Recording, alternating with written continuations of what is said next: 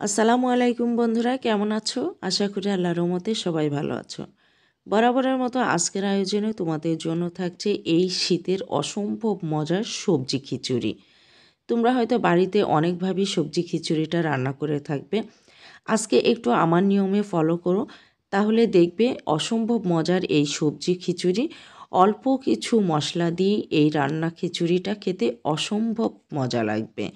তো বন্ধুরা, ঝটপট চলো দেখে নিই কীভাবে তৈরি করেছি একদম অল্প মশলায় এই সবজি খিচুড়িটা। এই সবজি খিচুড়ি রান্না করার জন্য এখানে আমি একটা পাত্রে 3 টেবিল চামচ পরিমাণ সরিষার তেল নিয়েছি। আর এখানে 2টা পেঁয়াজকে কুচি কুচি করে নিয়েছি, দিয়ে দিচ্ছি 2টা রসুন।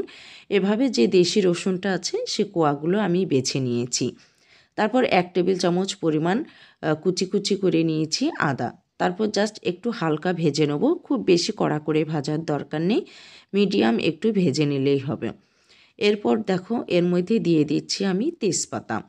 এখানে 2টা তেজপাতা দিয়ে নিচ্ছি। আর এখানে কিন্তু আমি কোনো বাটা মশলা ব্যবহার করিনি, খুব সিম্পলভাবে তৈরি করেছি। 3 ইঞ্চি পরিমাণ এখানে দারুচিনি এবং 2টা এলাচ দিয়ে দিচ্ছি। দিয়ে আবারও একটু হালকায় নেড়ে নিচ্ছি, যেন তলায় লেগে না যায়, এজন্য মাঝে মাঝে মশলাগুলো দিয়ে নেড়ে নিতে হবে। এরপর দিয়ে দিচ্ছি সবজি।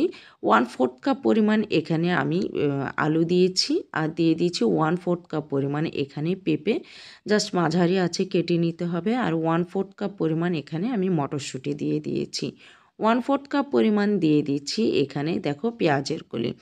আমি প্রত্যেকটা মশলা কিন্তু মেজারমেন্টে 1/4 কাপ পরিমাণ করেই দিয়ে নিয়েছি, নিচে যেন লেগে না যায়, এজন্য আবারও একটু নেড়ে নিলাম। তারপর দেখো এখানে ব্রকলি দিয়ে দিয়েছি 1/4 কাপ পরিমাণ, দিয়ে দিয়েছি এখানে ফুলকপি 1/4 কাপ পরিমাণ, তারপর দিয়ে দিয়েছি বাঁধাকপি কুচি 1/4 কাপ পরিমাণ, দিয়ে দিয়েছি এখানে 1/4 কাপ পরিমাণ পালং শাক। এখানে তুমি যে কোনো শাকই তোমরা ব্যবহার করতে পারো।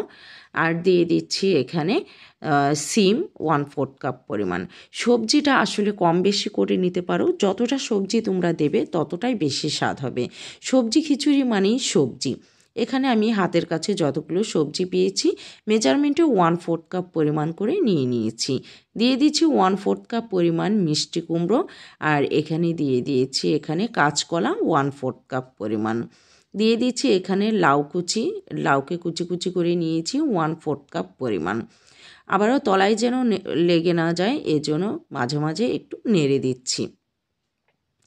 তারপর 1.5 টেবিল চামচ পরিমাণ দিয়ে দিচ্ছি লবণ। যদি পরিমাণে মনে হয় আরেকটু লাগে তাহলে পরে আবারও নেড়ে ছেড়ে দেওয়া যাবে।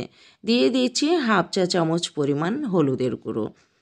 আবারও একটু নেড়ে নিচ্ছি যেন নিচে লেগে না যায়। আর লবণ দেওয়ার পর সবজি থেকে কিন্তু পানি ঝরে যাবে। এরপর দিয়ে দিচ্ছি চাউল। চাউলটা আগে থেকে আমি ধুয়ে নিয়েছিলাম। মেজারমেন্টের যে কাপ আছে সেই কাপের 1/2 কাপ পরিমাণ এখানে আমি ভাতের চাউলটা দিয়ে নিয়েছি। তো আগে থেকে কিন্তু ধুয়ে জাস্ট 5-10 মিনিট মতন রেখে দেবে। আর তারপর দিয়ে দিচ্ছি এখানে আমি পোলাওয়ের চাল। পোলাওয়ের চালটা দিলে সবজি খিচুড়িটা খেতে কিন্তু খুবই দুর্দান্ত লাগে। যদি হাতের কাছে পোলাওয়ের চালটা না থাকে স্কিপ করতে পারো। এখানে আমি 1/2 কাপ পরিমাণ পোলাওয়ের চালটা আগে থেকে ধুয়ে নিয়েছি। জাস্ট এই 1 কাপ পরিমাণ চাল দিয়েই কিন্তু আজকের সবজি খিচুড়িটা ঝটপটভাবে আমি রান্না করে নেব। তো দেখো আমি কিন্তু এখানে কোনো বাটা মশলাই দিইনি, এই সিম্পল মশলা দিয়েই কিন্তু এই দুর্দান্ত মজার খিচুড়িটা রান্না করেছি। দিয়ে দিচ্ছি কাঁচামরিচ 5-6টা, যেহেতু আমার বাচ্চা খাবে এই কারণে মরিচটা কম দিয়েছি। তবে সবজি খিচুড়িতে কিন্তু একটু মরিচটা দিলে বেশি ভালো লাগে। তো আবারও নাড়াচাড়া করে নিচ্ছি। তো বন্ধুরা, এরপরে কিন্তু পানি দেওয়ার পালা। আর সবজি খিচুড়ি যেহেতু আমি নরম করব এই কারণে কিন্তু পানিটা আমি বেশি দিয়েছি। তো ভালোভাবে কিন্তু নেড়ে চেড়ে কষিয়ে নিতে হবে, মাংস রান্নার মতন করে ভালোভাবে কষিয়ে নিতে হবে। যখন দেখবে যে পানিটা শুকিয়ে গেছে সবজির পানি, তখনই কিন্তু আমরা সিম্পল সাদা পানিটা দিয়ে নিচ্ছি। 2 লিটার পরিমাণ কিন্তু আমার টোটালি পানি লেগেছিল। প্রথমে আমি 1.5 লিটার পরিমাণ পানি দিয়েছি, পরে যখন দেখেছি যে সবজি বা খিচুড়ির চালটা এখনও পরিমাণ সিদ্ধ হয়নি, তখন আবারও 1/2 লিটার পরিমাণ পানি দিয়ে ফুলফিল এই খিচুড়িটা আমি রান্না করেছি। তো বন্ধুরা, এভাবে পানিটা দিয়ে নিয়েছি। তারপর আরও একটা সবজি দেওয়া বাকি ছিল, সেটা হচ্ছে বেগুন। এখানে আমি 1/4 কাপ পরিমাণ বেগুন দিয়ে দিয়েছি, দিয়ে তারপর ঢাকনা দিয়ে ঢেকে দিয়েছি ফুটে ওঠা পর্যন্ত। তো বন্ধুরা ফুটে ওঠার পর দেখো সবজির কালারগুলো একদম চেঞ্জ হয়ে যাবে। আর দেখতেই পারবে যে সবজি বা চাল কতটুকু পরিমাণ সিদ্ধ হয়েছে। তো মাঝে মাঝে নেড়ে দিতে হবে যে পানি কতটুকু আম, শোষণ করেছে আর নিচে কোনো সবজি বা চাল লেগে গেছে কিনা, এজন্য মাঝে মাঝে ঢাকনাটা খুলতে হবে এবং নাড়াচাড়া করে দিতে হবে।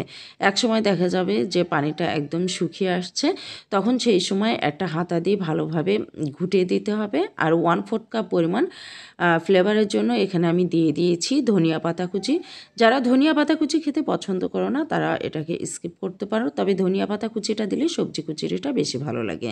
শেষ পর্যায়ে দিয়ে দিচ্ছি 1/4 কাপ পরিমাণ টমেটো।